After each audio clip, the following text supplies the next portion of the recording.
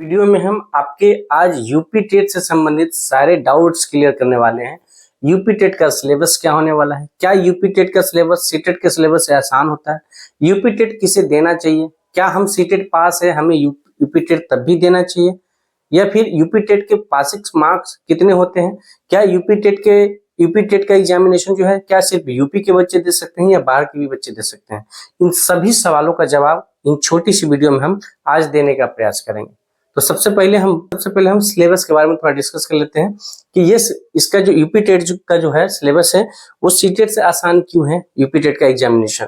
ठीक है, तो बिना किसी देरी के हम वीडियो को शुरू करते हैं। वीडियो अच्छे लगे वीडियो के अंत तक जरूर बने रहिएगा, आपके सारे डाउट्स क्लियर होंगे। और वीडियो अच्छी लगे तो वीडियो को लाइक जरूर कर दीजिएगा, चैनल को मन होगा सब्सक्राइब करिएगा, नहीं तो और भी लोगों के पास अगर वीडियो अच्छी लगे तो शेयर कर दीजिएगा। आपको लगे कि चैनल आपके काम का है तो आप चैनल को सब्सक्राइब कर लीजिएगा और बेल आइकन को जरूर दबा लीजिएगा, ताकि कोई भी हम जरूरी महत्वपूर्ण वीडियो डाले तो आपको सबसे पहले उसका सूचना मिले। शुरू करते हैं। यूपी टेट जैसा कि आपको पता है कि 2, 3 और 7 जुलाई को फिक्स्ड है कि इस डेट को एग्जामिनेशन आपके होने वाले हैं। यूपी टेट आपको पता होगा 2021 में लास्ट टाइम हुआ था, जिसका रिवाइज एग्जामिनेशन 2022 में हुआ था। उसके बाद से अभी तक यूपी टेट नहीं आया है, सिर्फ सीटेट के भरोसे चल रहा था। ना यूपी टेट आया ना यूपी टेट में कोई शिक्षक की बहाली आई है। ठीक है, सबसे पहले हम बात कर लेते हैं पेपर 1 में। चूंकि जैसा कि सीटेट का एग्जामिनेशन होता है पेपर 1 और पेपर 2, पेपर 1 1 to 5 के लिए और पेपर 2 6 to 8 के शिक्षक के लिए, सेम उसी तरीके से इसमें भी 2 पेपर होते हैं। ये स्टेट का टेट है और वो सेंट्रल का टेट था। सेंट्रल यानी सीटेट के पास करने के बाद आप पूरे भारत में कहीं भी शिक्षक बनने के लिए एलिजिबल होते हैं, और ये स्पेशली यूपी टेट में का जो पास होते हैं तो सिर्फ यूपी में टीचर बनने के लायक हो जाते हैं। ठीक है, यूपी टेट का जो सिलेबस है सारा सिलेबस वही है जो सीटेट का है। लोचा कहाँ जाता है और अंतर कहाँ जाता है, सीडीपी यहाँ भी 30 क्वेश्चंस पूछे जाते हैं। भाषा 1 यहाँ पे हिंदी जो है वो कंपलसरी होता है, अनिवार्य होता है, यानी भाषा 1 में आपको हिंदी ही लेना होगा और भाषा 2 में आपको अंग्रेजी, संस्कृत या उर्दू के अलावा और भी जो ऑप्शन होगा वो भाषा आप चुन सकते हैं। लेकिन सीटेट में ये आजादी नहीं होती है।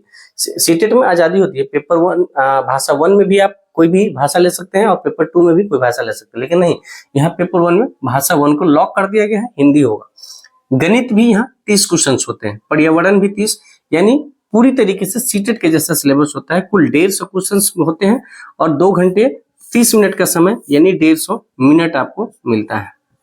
ठीक है, ये सिलेबस हुआ। यहाँ पे सिलेबस में अंतर क्या हो जाता है कि बाल विकास तो ऑलमोस्ट आपका सेम होता है, लेकिन वहां पे क्या होता है सीटेट में कंसेप्चुअल क्वेश्चन पूछा जाता है। जैसा कि इस बार भी अगर आप सीटेट दिए होइएगा तो देख रहे हैं कि 2-2, 3-3 लाइन में आपका क्वेश्चन आता है, पेडागोजी बेस्ड क्वेश्चन आते हैं। लेकिन यहाँ पे आपका क्या होता है, फैक्ट बेस्ड क्वेश्चन आते हैं।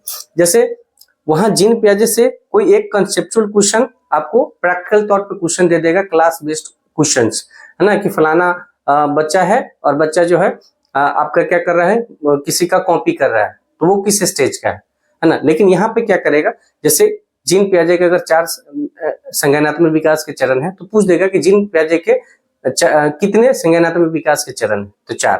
ठीक है, मूर्त संज्ञानात्मक जो है कौन सी अवस्था है। इस तरीके से फैक्ट बेस्ड क्वेश्चन, यानी आप कह सकते हैं कि आप फैक्ट की तरह उसको याद करना होता है। तो फैक्ट बेस्ड 1 लाइनर क्वेश्चन होते हैं, जैसे कि आप प्रीवियस क्वेश्चन देखेंगे।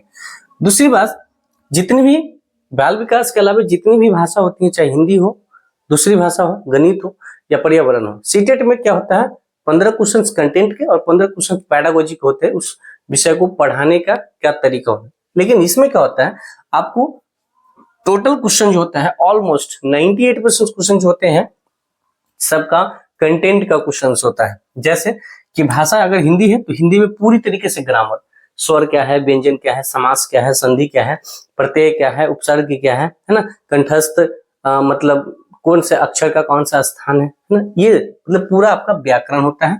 30 में 30 क्वेश्चन, मुश्किल से 1-2 क्वेश्चन आपके पेडागोजी के मिल जाएंगे। भाषा 2 में भी सेम चीज होता था। गणित में यहाँ क्या होता है, वहां पे 1 to 5 के क्वेश्चन होते हैं, जोड़ घटाव गुना भाग पे आधारित 15 क्वेश्चन गणित के, 15 पेडागोजी के। यहाँ क्या होते हैं, यहाँ आपके परसेंटेज से क्वेश्चन पूछ देगा, प्रॉफिट लॉस से क्वेश्चन पूछ देगा, यानी 30 के 30 क्वेश्चन में गणित के क्वेश्चन पूछे जाएंगे जो कि कंटेंट्स होगा, आपको पढ़ना होगा। और पर्यावरण भी वही आपके कंटेंट्स होते हैं। यहाँ पे आपको पेडागोजी जो है न के बराबर दिखा जाएगा। अगर 150 क्वेश्चन है तो सीडीपी को अगर छोड़ दे तो 120 में मुश्किल से 10 पेडागोजी आ गया, बहुत है। इसीलिए ये सीटेट के कंपेरिजन आसान होता है। आप फैक्ट है, आप समास पढ़ेंगे, समास का टाइप पढ़ेंगे, क्वेश्चन आ जाएगा कि कोई शब्द दे देगा, बताइए इसमें कौन सा समास है, हो गया, वन लाइन क्वेश्चन है, ठीक है। तो इसलिए ये जो एग्जामिनेशन है सीटेट के कंपेरिजन फैक्चुअल बेस पे है, तो इसे आसान माना गया है। क्योंकि आप किसी भी एग्जामिनेशन का प्रिपरेशन करते हैं अपने लाइफ में, तो हिंदी व्याकरण पढ़ते ही हैं, अंग्रेजी व्याकरण पढ़ते ही हैं, है ना, और गणित की तैयारी करते ही हैं जनरल कॉम्पिटिशन वाले, इसलिए यह आसान हो जाता है, ठीक है। इसी तरीके से पेपर 2 में ये 3 चीज सेम होती है, और इन दोनों के जगह पे जो एसएसटी होते हैं, एसएसटी 60 नंबर हो जाते हैं, और जिसका साइंस और मैथ होता है तो साइंस और मैथ हो जाता है 60 नंबर, और कुछ अंतर नहीं है। अब जो मेन मुद्दा है कि इससे कुछ सवाल जुड़े हैं, सीटेट पास है तो क्या यूपी टेट करना चाहिए? देखिए, स्पेशली यूपी टेट के बच्चों को तो बिल्कुल भी करना चाहिए, और बाहर के भी बच्चे, उस पर हम नेक्स्ट में आएंगे। अगर यूपी टेट, अगर आप यूपी के बच्चे हैं तो यूपी टेट एकदम करिएगा।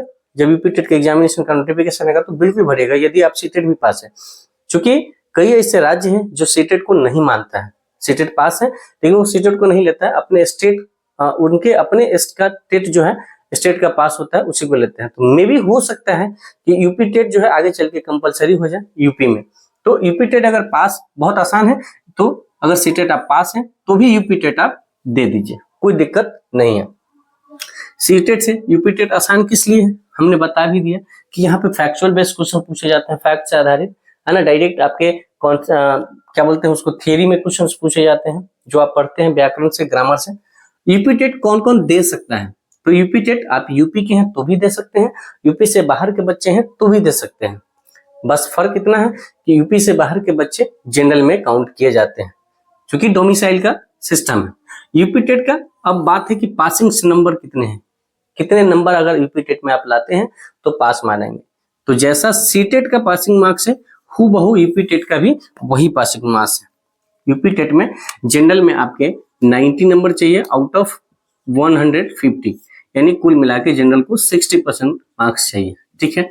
और ओबीसी, एससी, एसटी, पीएचडी यानी हैंडीकैप और ईडब्ल्यूएस, इसका कोई अलग सेक्शन नहीं होता, इन सभी को एक कैटेगरी में रखा गया है, और इनको चाहिए आपको 82/150, यानी 150 में से 55% का मार्क्स इसको लाना होता है, और 55% मार्क्स जो होता है वो 82.5 होता है, लेकिन 82 पे भी कंसीडर कर लिया जाता है, ठीक है।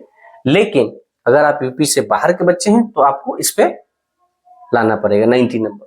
तो ये कुछ जानकारी थी यूपी टेट के बारे में, यूपी टेट के सिलेबस के बारे में। हाँ, अब इस चैनल पे आपको क्या मिलेगा, तो यूपी टेट में आपको बाल विकास से संबंधित ये सारी चीजें मिलेंगी, हिंदी की भी क्लासेस मिलेगी, और गणित की तो पूरी प्रिपरेशन जो है इस चैनल पे आपको कराई जाएगी, इसके लिए निश्चिंत रहें। पर्यावरण का हो सकता है कि हम सेट करवा दें, लेकिन इन 3 चीजों का, है ना, यहाँ पे चैनल पे प्रॉपर मिलेगा। बाकी इनका भी आपका छोटा छोटा जो शॉर्ट्स वीडियो के माध्यम से है उसको हम इस चैनल पे प्रोवाइड करने का प्रयास करेंगे। जैसा कि आपको पता है कि समय नहीं मिलने की वजह से हमने सीटेट में भी बहुत कम समय में, आप देखेंगे इस चैनल पे कुल 10,000 जो है बच्चे जुड़ने वाले हैं।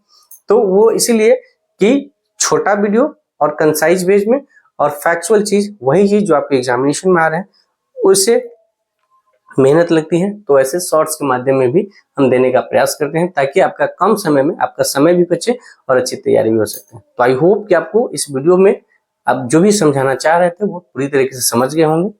तो आइए मिलेंगे अब हम नेक्स्ट यूपी टेट के कंटेंट के क्लास में। तब तक के लिए आप स्वस्थ रहिए, मस्त रहिए, अपने पढ़ाई में व्यस्त रहिए। यदि यूपी टेट से संबंधित और भी कोई क्वेरी हो तो आप हमें कमेंट के माध्यम से पूछ सकते हैं। तब तक के लिए आप जय हिंद, जय भारत।